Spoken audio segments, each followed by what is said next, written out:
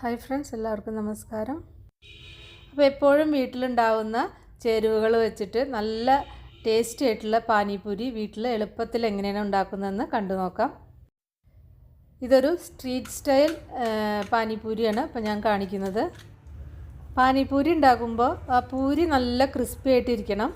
പിന്നെ അതുപോലെ തന്നെ അതിൻ്റെ ആ ഫില്ലിങ്, ആ ഉരുളക്കിഴങ്ങ് മസാല നല്ല ടേസ്റ്റ് ഉണ്ടായിരിക്കണം. പിന്നെ അതിൻ്റെ കൂടെ കിട്ടുന്ന ആ രണ്ട് ചട്നിയും നല്ല ഫ്ലേവർ ഉള്ളതായിരിക്കണം. നല്ല ടേസ്റ്റ് ഉണ്ടെങ്കിൽ മാത്രമേ നമുക്ക് പെർഫെക്റ്റ് ആയിട്ടുള്ള പാനിപൂരിയുടെ ആ ഒരു ടേസ്റ്റ് കിട്ടുള്ളൂ. പുറത്തുനിന്ന് വാങ്ങുന്ന ആ ഒരു ടേസ്റ്റൊക്കെ കിട്ടുള്ളൂ. അപ്പോൾ നമുക്ക് കണ്ടു നോക്കാം എങ്ങനെയാണ് ഉണ്ടാക്കുന്നതെന്ന്. അപ്പോൾ അതിന് വേണ്ടിയിട്ട് ആദ്യം ഒരു ബൗൾ എടുക്കുക. അതിലേക്ക് 1 കപ്പ് റവയാണ് എടുത്തിരിക്കുന്നത്. റവ വറക്കാത്ത റവയാണ് ഞാനിവിടെ എടുത്തിരിക്കുന്നത്. ഇതിലേക്ക് ഒരു 2 ടേബിൾ സ്പൂൺ ഗോതമ്പ് പൊടിയാണ് ചേർക്കുന്നത്. പിന്നെ ഇതിലേക്ക് ഒരു 3 ടേബിൾ സ്പൂൺ റിഫൈൻഡ് ഓയിൽ ചേർക്കണം. ആവശ്യത്തിന് ഉപ്പ് ചേർക്കുക. എന്നിട്ട് എല്ലാം കൂടി നന്നായിട്ടൊന്ന് മിക്സ് ചെയ്യണം. ഇതിലേക്ക് ഇനി ഒരു 1/4 കപ്പ് നല്ല ചൂടുള്ള വെള്ളമാണ് ചേർക്കുന്നത്. നല്ല ചൂടുള്ള വെള്ളമായിരിക്കണം, അതായത് നല്ല ഹോട്ട് വാട്ടർ ആയിരിക്കണം. ഇനി ഇത് നന്നായിട്ടൊന്ന് കുഴച്ചെടുക്കണം. ഒരു 5 മിനിറ്റ് ഇത് നന്നായിട്ടൊന്ന് കുഴച്ചെടുക്കുക. അപ്പോൾ എനിക്കിത് കുറച്ച് ഡ്രൈ ആയി തോന്നിയ കാരണം ഞാൻ കൈയൊന്ന് നനച്ചിട്ടുണ്ട്. വെള്ളം ഒഴിച്ചിട്ടില്ല, കൈയൊന്ന് നനച്ചിട്ട് നന്നായിട്ടൊന്ന് കുഴച്ച് കൊടുക്കുകയാണ്. അപ്പോൾ നിങ്ങൾക്ക് ഡ്രൈ ആയി തോന്നുന്നുണ്ടെങ്കിൽ ഒരു സ്പൂൺ കണക്കിന് 1-2 സ്പൂൺ വെള്ളം ഒഴിച്ചിട്ട് കുഴയ്ക്കാവുന്നതാണ്. ഞാനിപ്പോൾ ഈ ഒരു ടേബിൾ സ്പൂണിന് ഒരു 2-2.5 ടേബിൾ സ്പൂൺ കൂടി ഒഴിച്ചു കൊടുത്തിട്ടുണ്ട്. അതായത് 1/4 കപ്പ് നല്ല ചൂടുള്ള വെള്ളം, പിന്നെ ഒരു 2 ടേബിൾ സ്പൂണും കൂടി ചൂടുള്ള വെള്ളം തന്നെ, നല്ല ചൂടുള്ള വെള്ളം കേട്ടോ, നല്ല ചൂടുള്ള വെള്ളം ഒഴിച്ചു കൊടുത്തിട്ടുണ്ട്. നിങ്ങൾ ആദ്യം 1/4 കപ്പ് വെള്ളം ഒഴിച്ചിട്ട് നോക്കുക. അത് കുറവാണെങ്കിൽ മാത്രം ബാക്കി 2 ടേബിൾ സ്പൂൺ ഒഴിച്ചാൽ മതി കേട്ടോ. പിന്നെ ഡോ നല്ല സോഫ്റ്റായിട്ട് നന്നായിട്ട് കുഴച്ചെടുക്കണം. ഒരു 5 മിനിറ്റ് കുഴച്ചിട്ടുണ്ട്. ഇനി ഇതൊരു 20 മിനിറ്റ് റെസ്റ്റ് ചെയ്യാൻ വെക്കണം. ഇതിലേക്കുള്ള തീക്ക പാനി റെഡിയാക്കാം. അതായത് സ്പൈസി വാട്ടർ ഉണ്ട്, ഒരു ചട്നി അരച്ചിട്ട്, അപ്പോൾ അത് റെഡിയാക്കാം. ഇതിന് 1 കപ്പ് മല്ലിയില ആണ് എടുത്തിരിക്കുന്നത്. 1 കപ്പ് പുതിനയില. എത്രയാണോ മല്ലിയില എടുത്തിരിക്കുന്നത് വെച്ചാൽ അതിന്റെ പകുതി പുതിനയില കേട്ടോ. പുതിനയില കൂടി എടുത്തിട്ടുണ്ട്. പിന്നെ ആവശ്യമായിട്ടുള്ള പച്ചമുളക്, നിങ്ങൾക്ക് കുറച്ചും കൂടി കൂടുതൽ സ്പൈസി ആവണമെങ്കിൽ കൂടുതൽ പച്ചമുളക് ചേർക്കാം. അപ്പോൾ അത് നിങ്ങളുടെ ടേസ്റ്റിനനുസരിച്ച് പച്ചമുളക് ചേർക്കുക. ഞാനിപ്പോൾ അത്യാവശ്യം എരിവുള്ളതാണ്, 2 എണ്ണം വലുതാണ് ചേർത്തിരിക്കുന്നത്. ഇതിലേക്ക് 1 കഷ്ണം ഇഞ്ചി ഞാനൊന്ന് മുറിച്ചിട്ട് ഇടുകയാണ്. ഇതിന് പുളിയാണ് വേണ്ടത്. പുളി അതുപോലെ തന്നെ ടേസ്റ്റിന് ആവശ്യമായിട്ടുള്ള ചേർത്താൽ മതി. ഞാനിപ്പോൾ ഇതൊരു കഷ്ണം ചേർക്കുന്നുണ്ട് പുളി. ഇതും കൂടി ചേർത്തിട്ട് നന്നായിട്ട് അരച്ചെടുക്കാം. ആവശ്യത്തിന് ഉപ്പ് കൂടി ചേർക്കുക, എന്നിട്ട് അരച്ചെടുക്കാം. ചട്നി നന്നായിട്ട് അരച്ചെടുത്തിട്ടുണ്ട്. ഇതിന്ന് പകുതി ചട്നി മാറ്റി വെക്കുകയാണ്. ഇത്രയും ചട്നിയുടെ ആവശ്യമില്ല. അപ്പോൾ നിങ്ങൾക്ക് ആവശ്യമുള്ള പകുതി വെച്ചിട്ട് അരച്ചാൽ മതി കേട്ടോ.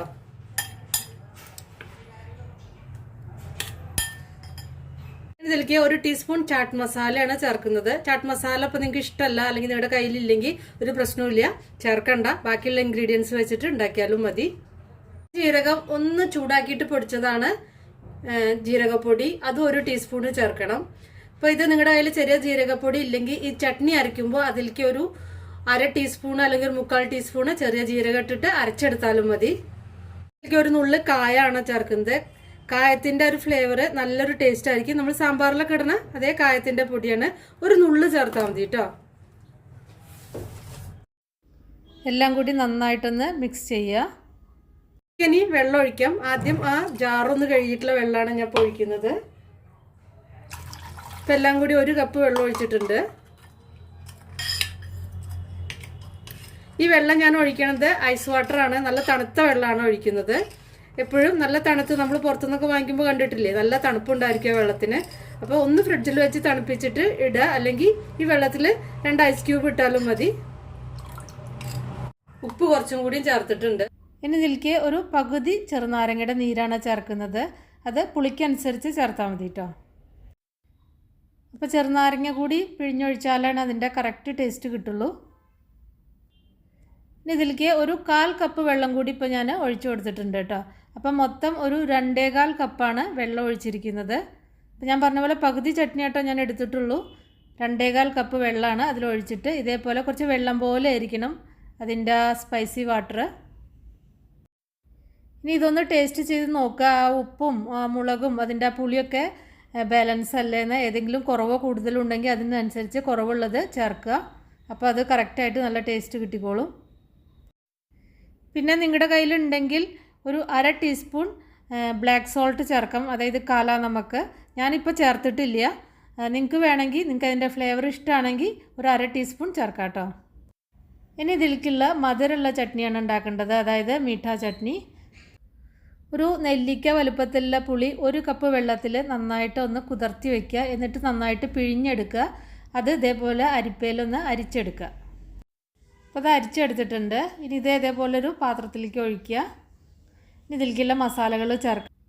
ഈ ചട്നി സാധാരണ ഉണ്ടാക്കുമ്പോൾ ഇത് കുക്ക് ചെയ്യില്ല കേട്ടോ, ഇത് ഇങ്ങനെ ഉണ്ടാക്കുക ചെയ്യുക. ഇതിനാണ് ഏറ്റവും കൂടുതൽ ടേസ്റ്റ്. ഇവിടെയൊക്കെ കിട്ടുന്നത് ഈ രീതിയിലുള്ള ഒരു ചട്നിയാണ്.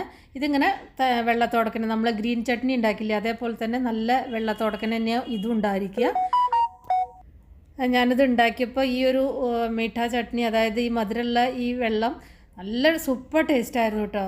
പറയാതിരിക്കാൻ പറ്റില്ല, അത്രയും ടേസ്റ്റായിരുന്നു. നമ്മൾ സാധാരണ ചട്നി ഉണ്ടാക്കുന്നതിനേക്കാൾ ടേസ്റ്റ് ഇങ്ങനെ ഉണ്ടാക്കുമ്പോഴാണ്. പിന്നെ ഇതിലേക്ക് 1 കപ്പ് തണുത്ത വെള്ളം ഒഴിക്കുകയാണ്. ഇനി ഇതിലേക്ക് മധുരത്തിനനുസരിച്ച് 3-4 ടേബിൾ സ്പൂൺ ശർക്കര ചേർക്കാം. അത് നമ്മൾ ആ പുളിയുടെ അതിൻ്റെ ടേസ്റ്റിനനുസരിച്ചാണ് കേട്ടോ ശർക്കര ചേർക്കേണ്ടത്. അപ്പോൾ നമ്മുടെ ആ ടേസ്റ്റ് നോക്കുക. 2 ടേബിൾ സ്പൂൺ 3 ടേബിൾ സ്പൂണൊക്കെ ചേർത്തതിൻ്റെ ശേഷം ഒന്ന് ടേസ്റ്റ് ചെയ്ത് നോക്കിയാൽ മതി. വേണമെങ്കിൽ മാത്രം വീണ്ടും ശർക്കര ചേർത്താൽ മതി കേട്ടോ. ഞാനിപ്പോൾ മധുരം നോക്കിയപ്പോൾ ആ ശർക്കരയും ആ പുളിയൊക്കെ നല്ല ബാലൻസ് ആയിട്ടുണ്ട്. എനിക്ക് കറക്റ്റായിട്ടുള്ള ആ ഒരു ടേസ്റ്റാണ് കിട്ടിയിരിക്കുന്നത്. അപ്പോൾ ആദ്യം എടുത്ത ആ ബൗള് വളരെ ചെറുതാണ്. അപ്പോൾ ഞാനിത് വേറൊരു ബൗളിലോട്ട് മാറ്റാം കേട്ടോ, ഒരു വലിയ ബൗളിലോട്ട് മാറ്റുകയാണ്. പുളി ഇപ്പോൾ ഞാൻ എടുത്തിരിക്കുന്നത് ഒരു വലിയ നെല്ലിക്ക വലുപ്പത്തിലുള്ള പുളിയാണ് കേട്ടോ.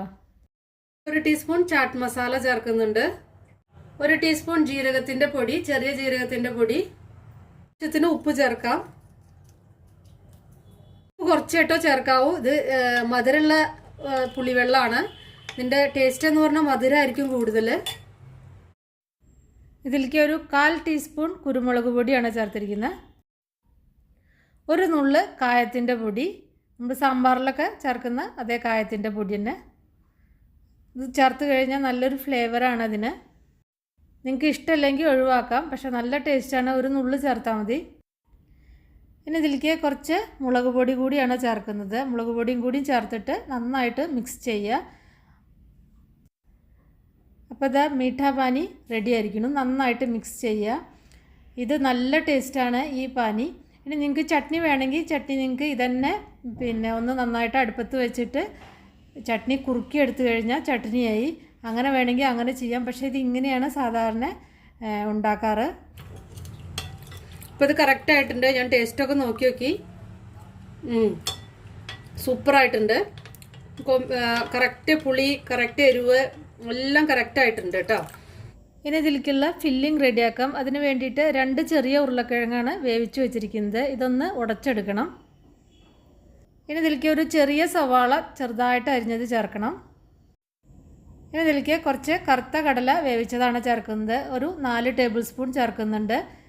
നിങ്ങളുടെ കയ്യിൽ കറുത്ത കടല ഇല്ലെങ്കിൽ വെളുത്ത കടല ആയാലും മതി. ഏതായാലും വേവിച്ചിട്ട് നന്നായിട്ട് ഉപ്പിട്ടിട്ട് വേവിക്കുക, എന്നിട്ട് ചേർത്താൽ മതി കേട്ടോ. കുറച്ച് മല്ലിയില ചേർത്തിട്ടുണ്ട്. ഇനി ഇതിലേക്ക് വേണമെങ്കിൽ കുറച്ച് പച്ചമുളക് അരിഞ്ഞതും ചേർക്കാം. ചെറിയ ജീരകത്തിൻ്റെ പൊടി ഒരു 1/2 ടീസ്പൂൺ, ചാട്ട് മസാല അതുപോലെ തന്നെ ഒരു 1/2 ടീസ്പൂൺ ചേർക്കുക. ഞാൻ പറഞ്ഞ പോലെ ചാട്ട് മസാല ഇല്ലെങ്കിൽ ഒഴിവാക്കിക്കോളൂ, അല്ലെങ്കിൽ നിങ്ങൾക്ക് ഇഷ്ടമല്ലെങ്കിൽ ഒഴിവാക്കിക്കോളൂ കേട്ടോ. ഇനി ഇതിലേക്ക് കുറച്ച് മുളക് പൊടി ചേർക്കാം. അതുപോലെ തന്നെ ആവശ്യത്തിന് ഉപ്പും കൂടി ചേർത്തിട്ട് നന്നായിട്ട് മിക്സ് ചെയ്ത് വയ്ക്കുക. ഇനി പൂരി ഉണ്ടാക്കാം. ഇപ്പോൾ ഒരു 20 മിനിറ്റ് അടച്ചു വെച്ചിരുന്നു. ഇനി നന്നായിട്ടൊന്ന് കുഴച്ചെടുക്കുക. ഡ്രൈ ആയി തോന്നുന്നുണ്ടെങ്കിൽ കയ്യിലൊന്ന് നനവ് ആക്കിയിട്ട്, വെള്ളം ഒഴിക്കരുത്, കൈയൊന്ന് നനച്ചിട്ട് വെറുതെ ഒന്ന് കുഴച്ചാൽ മതി. ഇനി ഇത് 2 ഭാഗമാക്കുക.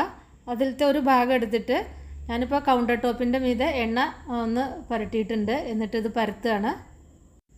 വല്ലാതെ ഇങ്ങനെ കട്ടിയിൽ പരത്തരുത്, ഒന്ന് കനം കുറച്ചിട്ട് പരത്തുക.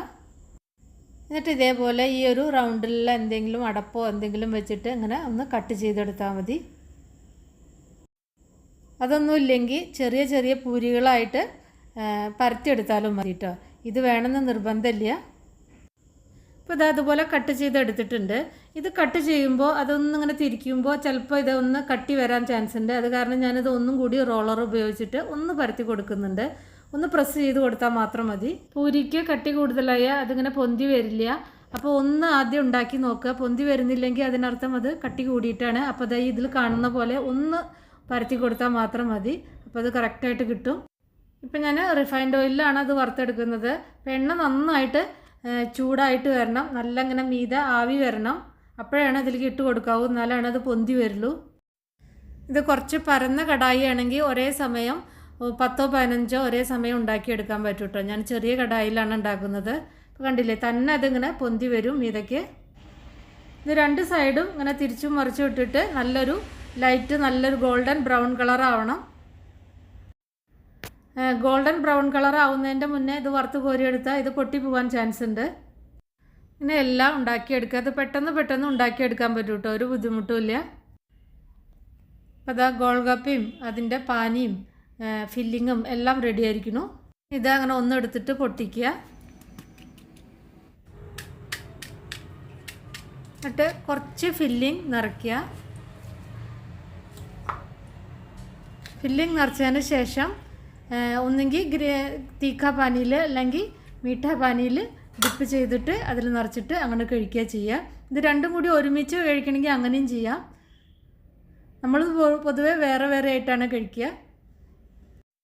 ഇതിൽ നിറച്ച ഉടൻ തന്നെ കഴിക്കണം കേട്ടോ. അങ്ങനെയാണ് ചെയ്യുക. അതുപോലെ തന്നെ ഫില്ലിങ് വീണ്ടും നിറച്ചിട്ട് മീഠ പാനിയിൽ ഡിപ്പ് ചെയ്യുക.